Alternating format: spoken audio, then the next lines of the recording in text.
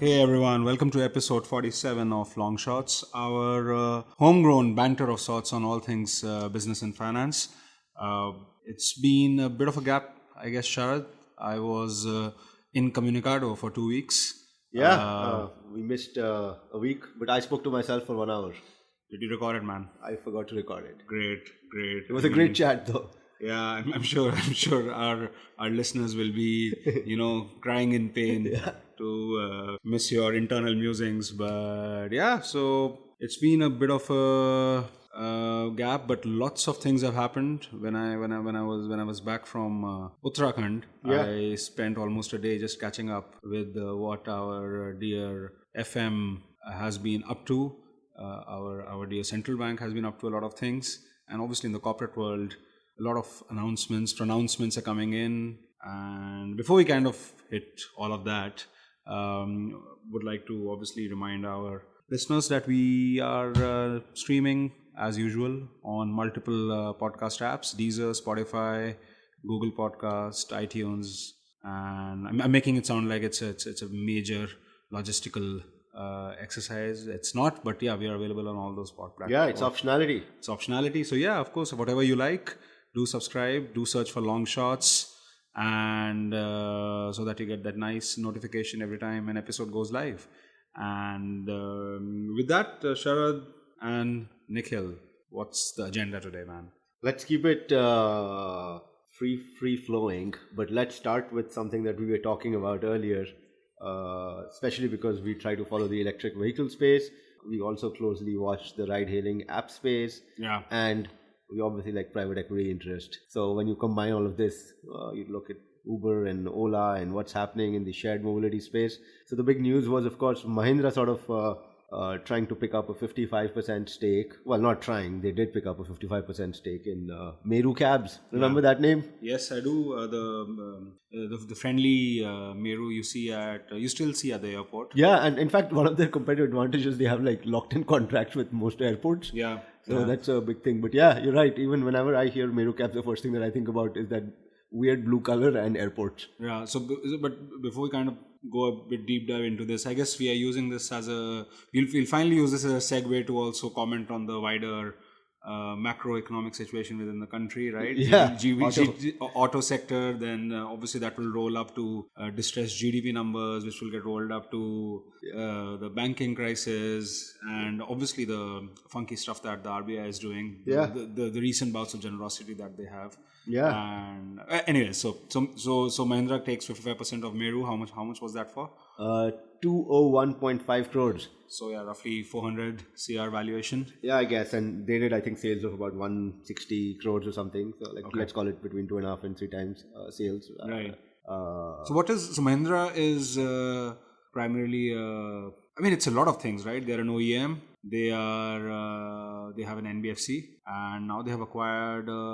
So can I describe Meru as a taxi aggregator, or yeah, is it I guess radio taxi fleet provider, I guess. Right. And last year they made a strategic tilt in their pricing models, so they sort of went the dynamic pricing route as well. Okay. They've put in some complaints to the Competition Bureau complaining about Ola and Uber. Right. Clearly they've seen their market share dwindle, and their complaint is that those guys are predatory pricing, burning vast sums of investor money entirely to distort the market.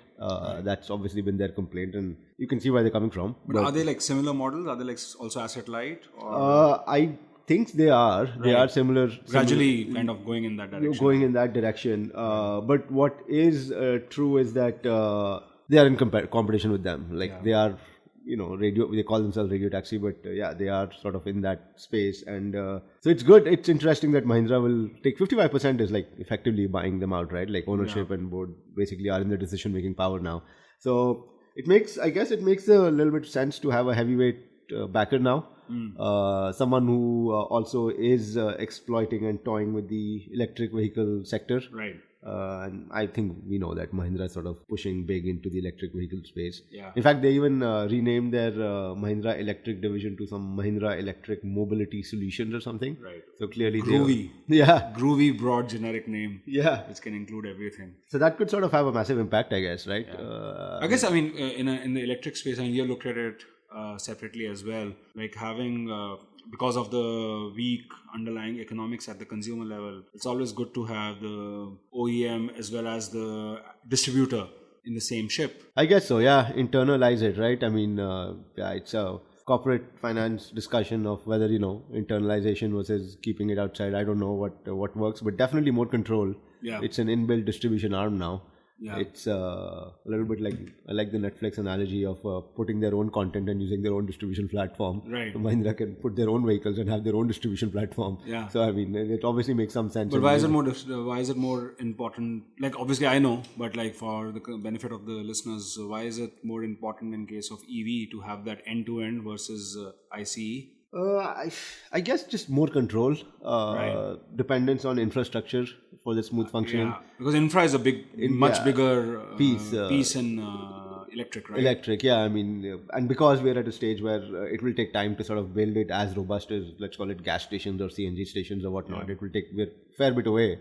Yeah. So I guess the better control you have, the quicker you can grow. Because I guess anyways, I mean, these aggregators, most of them, I think they started pretty much like, especially in US, they started as pure play marketplaces, right? Where anyone who has a driver's license could basically, it was like a gig thing, right? That you have a driver's license, you want to make some extra money, and you kind of list your vehicle on Uber, and you basically become a taxi driver overnight. But in India, the evolution has been slightly different, right? I mean, in India, they have it's more intermediated. It is more intermediate, and actually you need a commercial license plate for it. I don't know if that's the case, at least in the West. You and I personally, Perhaps not. Perhaps not, yeah. It's definitely not. I don't know about, I know in North America it's not. Yeah. Here you need a commercial license for it. It is a commercial agreement. So you have to be some sort of a taxi company. Yeah. Or at least a licensed taxi driver. Yeah. You are in commercial transportation. You're no longer sort of, like you said, in the West, you can just overnight sort of sign up if you have a decent enough record. So automatically it becomes asset heavy for the taxi company. So I guess they would, I mean, for them, the financing of the vehicle becomes a major role. And I guess with Mahindra having an NBFC as well, should help. Yeah, I guess so. They anyways are making them. And now they have the last mile distribution arm through Meru. So that might be an angle, I guess. I guess so, yeah, and that's definitely. And listen, Mahindra themselves have been saw like wider auto sector phenomenon, but they also have seen that sales slump. Yeah. So this might be another avenue to explore further. And you remember when we talked about, I think this was a few months back when we talked about this service that Mahindra had launched called Glide, which was like a mobility solution premium offering. GLYD, correct? Yes. Yeah, and it was aimed, like, I think it started with 10 vehicles, e-Veritas or whatever those vehicles are called, in Mumbai, right? Where they had like web conferencing and state of the art tech inside the vehicle. It was aimed at professionals. Right. So if you're going to work, you'll have like air purifier and web conferencing facilities and directly connected in the vehicle. Right. So they were sort of toying with the idea of mobility solutions anyway. Right. So this is sort of a different take on it, but it's again an endorsement towards mobility solutions, right? But I guess the funny thing is that Ola is also now quite pushy on the electric mobility side, right? Don't they take Mahindra vehicles? I think so. I wouldn't be surprised. I mean, and even if they don't even if they haven't, I think when electric vehicles come through, I think they will. Yeah. Because Mahindra has been the front runner in the Indian ecosystem anyway. Yeah. But it's interesting that Hyundai and Kia also invested like $300 million, I think, recently in Ola. So, So they're also eyeing that space. So that's another OEM sort of play, right? Yeah. But they're probably doing it more as an investor. I guess so. Because they themselves are toying with electric vehicles as well. So, and it's good. I think 3 players are a basic minimum, I think, in every space. Yeah. So right now, I think we were versus Uber versus Ola. If we can see like Meru really pick it up, then 3-player market, I think, makes more sense. And I guess there are a lot of, like in the EV space, there are a lot of fleet players. Yeah. Right? I mean, there are a few discrete players in each tier 1 city. Yeah. So so it's only about a function of time when there is a consolidation play coming in. Yeah. I figure, right? Yeah. So no, I mean that's pretty fascinating to see how right across the value chain within the EV domain, different guys are dabbling in. Yeah, I'm going to be very curious on how this goes through. I like the fact that it's an Indian company with an Indian OEM. Right. So that will be interesting. And You are a keen follower of Mr. Anand Mahindra on Twitter as well. oh yeah, I am. I like his views and pro-business Yes. narrative. Very open about it, and so I like that. And And he also puts like once in a while he also puts some like feel good stuff, right? yeah, yeah. No, so it's going to be interesting, but it's obviously comes at a time when the auto sector has been, soft. Mahindra themselves reported a 26% decline in domestic sales in August, which is substantial. It's like a fourth, right? Yeah. 26%. And yes, I mean, there's a part of it which is aimed towards diversification of business as well, I guess. When you I don't think that ride-hailing or mobility will overtake ownership of cars. I don't think it'll happen in the near future. But even if it does, it's good to sort of diversify yourself, I guess, right? Yeah. So, yeah, I mean, auto sector is so important to the Indian ecosystem, Indian market. At least Mahindra was not blaming the wider economy I think, for the 26% drop. Unlike, what was that biscuit company? Parley or something, right? Yeah. I mean, I have a feeling like a lot of the companies are kind of, piggybacking on the distressed economic situation just to be answerable to their shareholders. Yeah, and the same ones are, when they're pitching their company, they talk about how defensive their stocks are. Yeah. That they're recession proof and downturn proof. Well, then if you were defensive, then why are you making noise right now? Take a stand. Like, you can't have both things. So I guess the wider auto sector in general also got a bit of a relief in the last 2 weeks. It kind of formed a key component of the FM's economic plan, right? I mean, a bit of pressure off in terms of move towards electric vehicles, in terms of resale of old vehicles. But I mean, before we kind of go into that, few depressing numbers. India's GDP for Q1, June numbers, 5% year on year, lowest in 6 years. Yeah. And significantly below the sort of 7% number we were getting just used to. Yes. So I mean, the order of events was interesting, right? Because I don't know what was it. The FM's plan which came out first, then the surplus was announced, then the bank merger plan was announced, and in between the Q1 numbers came out. Right? Yes, I think that's what happened. Yeah. And they're all sort of linked in some form or shape anyway, right? I guess. I mean, that entire narrative of a slowing economy, that's been in place since the budget. Yeah. Practically. I remember markets tanked immediately after the budget. Yeah. And a few corrective actions were taken. But I mean, if you look at it at a wider space, what has happened is that there's a consumption slowdown, right? And as a result of that, there was a supply slowdown before that. Yeah. And now consumption seems to have caught up with it. And we've been talking about it for, I think, the last, 6-8 months. Like, the signs were there. Yeah. CapEx spending was down. Yeah. We knew that it will ultimately come and hit the consumer But yeah, spending. it's just so difficult to time it, right? Yeah, exactly. Yeah. And I guess now everyone has timed it. Yeah.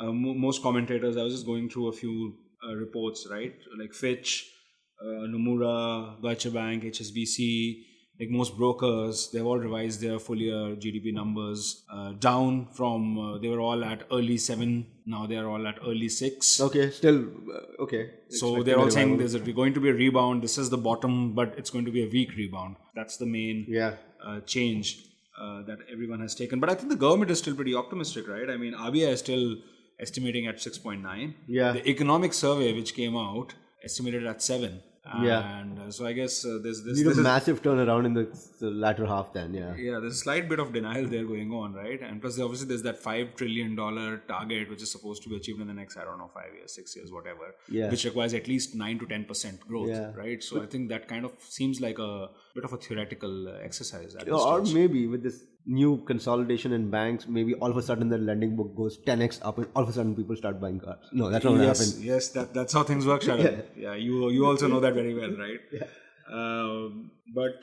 So, I mean, in terms of, what's going on, one lens I thought was an interesting way to look at this was go back in history. I was recently checking out. You've heard of Irving Fisher, maybe, right?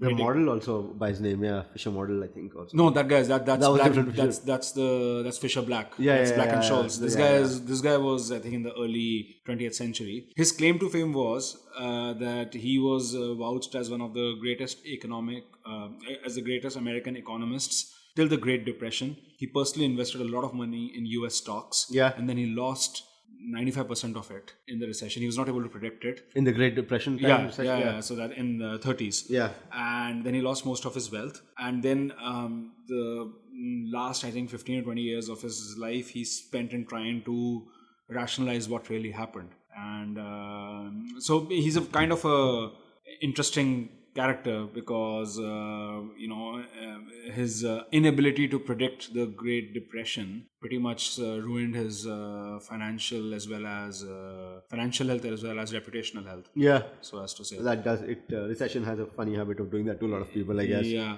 But like post-crisis in 30s, he said that US is going through debt deflation. Okay. And I was just I was pretty curious to understand what it is. So I just went to the original paper that Fisher wrote, in which he said that the way the chain of events which kind of lead to debt deflation is that there's a lot of leverage in the system, right? Which leads to distressed sales, which leads to contraction of, deposit currency, which leads to fall in the level of prices, and which leads to greater fall in net worth of businesses, which leads to greater fall in the profitability of businesses, which leads to reduction in output, trade, reduction in credit, and then it's a cycle. Okay. And when I was reading that, I was like, there are some strange parallels to what are happening within the domestic scenario. Like there is deflation. Like RBI has been decreasing interest rates now for successive quarters. Yeah. And I won't say there's deflation, but there's lack of inflation. There's lack of inflation, right? And I think in the Indian context, it's probably not because of being over leveraged, it's probably because of consumption drop. Yeah. Right? So I guess if you look at the debt deflation parallel in our kind of framework, it's like drop in consumption, hence reduction of prices, hence deflation, hence assets go down. When assets go down, overnight you become over leveraged, right? Yeah. And due to that, the credit just gets killed. Yeah. And it stays like that. So what's the solution? I think then we have to go to another economist to kind of take a pick from there, because I guess what Fisher was trying to say was that when debt deflation hits, monetary policy is no longer a fix. So you have to look at the fiscal route. That's where Mr. John Maynard Keynes came in. So he said like government has to increase the spending because demand has dropped. So someone has to take it up, and public spending is the way forward. Yeah, I remember our finance minister talking about buying cars to they should buy cars to jack up some spending. Yeah. Sure, I guess that's in terms. I mean, I know you are not a very personal fan of excessive state intervention. I'm not at all. Let free markets thrive, I guess, right? But but I do get a sense of what the stimulant can do. So I think the question is that it's the same thing, right? I mean, when you invest and you are making losses, there will be a time when it will correct itself, right? Yeah, but for exactly. how long can you bear it? Float the boat. Yeah, I guess that becomes a question then, right? That's a hard question, right? Yeah. But and free markets are ruthless when it comes to that, right? I like that. Yeah. But talking about sort of government, from a school of thought of government using to spur demand, let's call it. Yeah. So let's talk about the big paycheck that RBI has recently cut. Yeah, I think we had a few podcast episodes dedicated to that a few months back. Then we kind of lost. We thought that I don't know whenever it happened. Then it finally happened. 1.76 lakh crore. Yeah. That is another unicorn, the RBI. RBI, yeah. Another juicy dividend plus some reserve. High yield stock. Yeah. I mean, to be fair, I think that basically the government's hands are tied, right? I mean, they are not collecting, the revenue accruals are weak. GST is not giving out the kind of accruals that they expected. So taxation on a standalone basis is not working out, right? And the second was PSU disinvestment. Now, PSU disinvestment also, they tried to do a few of them, but I think the PSUs themselves are so distressed that nobody's ready to buy them. Yeah. This was an easy check. And they first changed the leadership, and then ever since that change has happened, things have been relatively okay on that front. So so there are three big pieces that came in, right? RBI made this big kind of transfer. Second was that there was a big bank merger plan which was announced, and the third has been the FM's economic plan, which was kind of focused on removing the FPI tax surcharge, which was focused on looking at the auto sector. Yeah, the FPI part is good. But I mean, I do feel that the FPI migration away from India was not just because of the tax surcharge. Sure. It was also because of, one I of guess, the many the factors. rate, the reduced rate differential. But yeah, sure. I mean, that's something which was required, right? Yeah. So the surcharge is off. GST refunds, they are saying, will kind of be released on time, which will it should have the working capital of a lot of MSMEs. Yeah. And then there was a 70,000 crore PSB injection. But there's no big public spending drive. No, and in fact, I don't know. Like even the big check that RBI's cut, what was it, 1.76 lakh crore? Yeah. I don't know how much of it will go into bank recapitalization. I think most of it will go in making sure that the government still hits the 3.5% fiscal deficit target. Yeah. So I don't think the use of funds. The use of funds is going to be just budgetary. Yeah.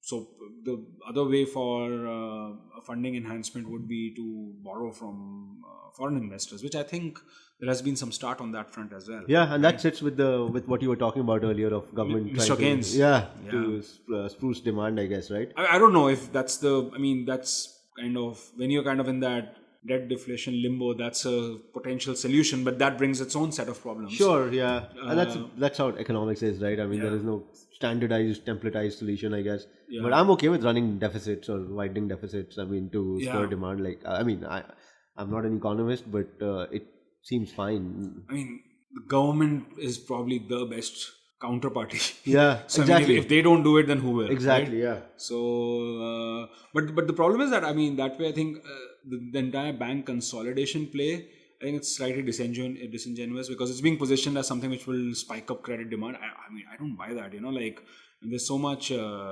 integration and so much, so-called the synergy tapping takes a fair bit of time. Yeah. So I guess the bank management will be more concerned with, operationally streamlining and merging rather than actually enhancing their loan book. So I see that as a dead duck. Obviously, their capital situation will get balanced because you have a mediocre bank being merged with, say, a good bank. So you have a slightly better than average looking bank as a result. Yeah, so let's talk a little bit about the mega merger. So what's happening? Like 18 or was it 19 banks? Or 27.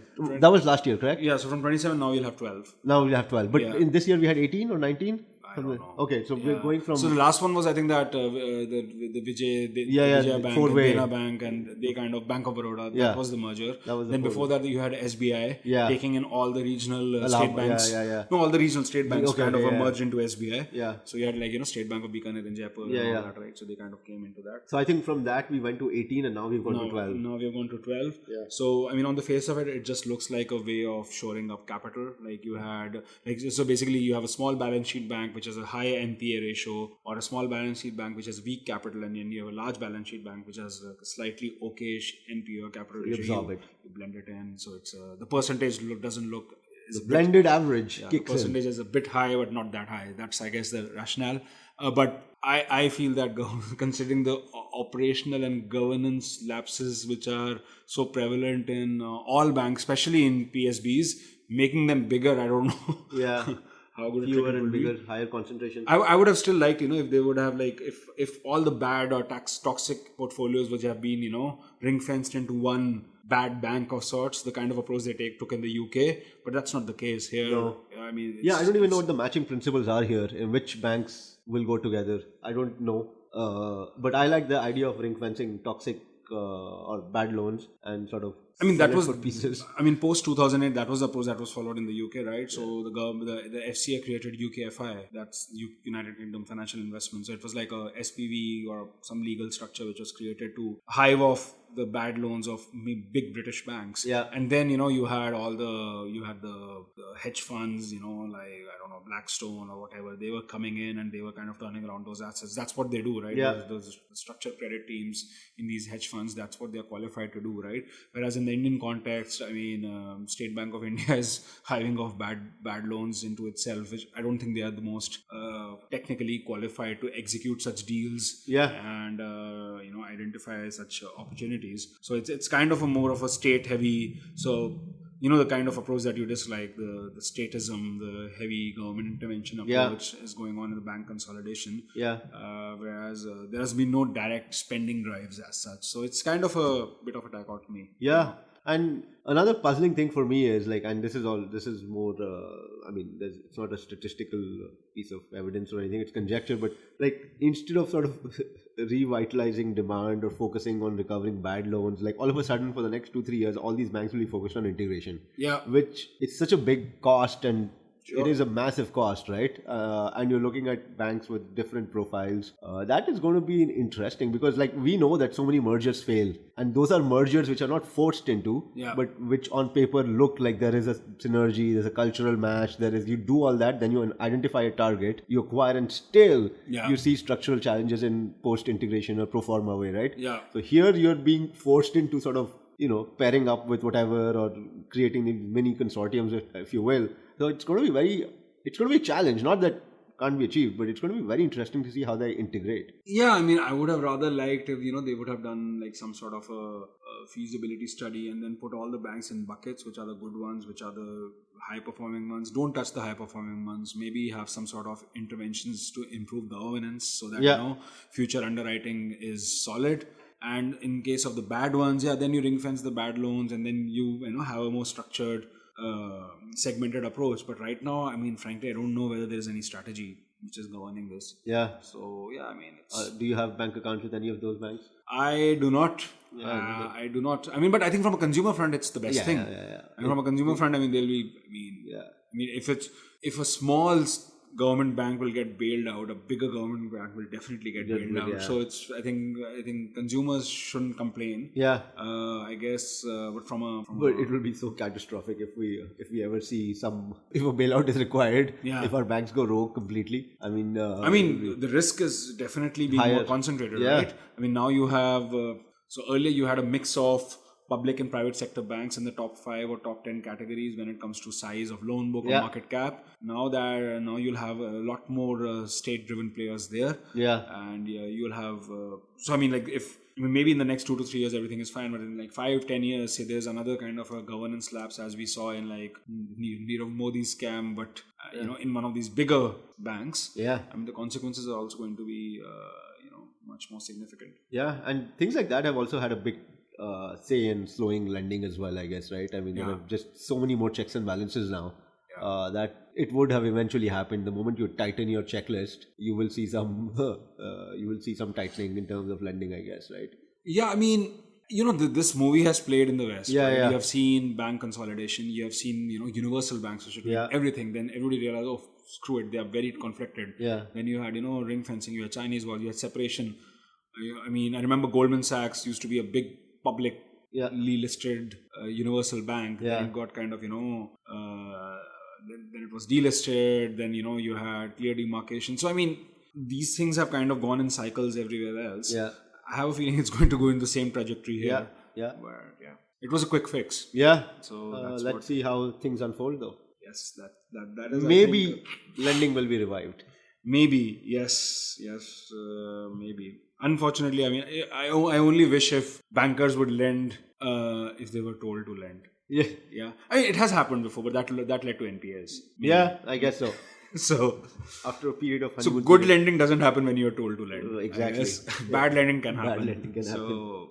But yeah, let's see how the things go. But I really like what what you talked about, government to sort of catalyze spending. Yeah. So I don't know whether we'll see some big capex type projects, or will you see some spurring? Like I'm curious to see how that plays out. I mean, even recently, wasn't there some piece that we saw in, I think it was in Mint, where they were saying that the unit economics of road building is also now off. Okay. So I mean, in those kind of situations, who can take the? Yeah. It has to be the government, right? Yeah. So I won't. Maybe some more statues. Who knows? That's a would not please me at all. Huh? That would not please me at all. A few more statues, a few more bridges. Yeah. That will please me. That is okay, right? Yeah. I mean, unless it's just not functional for anything, but just a few bullet trains. That will also be fine. Yeah. That is okay, I guess. Right. Yeah. Right. I don't know whether on a slightly amused / cynical look, I think this is a good way to end today's podcast. I think we touched upon a lot of things without, as usual, making any bantering banter. around. As I said, it starts with the banter, it ends on that. And with that, would like to wish everyone a nice week. And this is Nikhil Arora. This is Sharat Tupran signing off.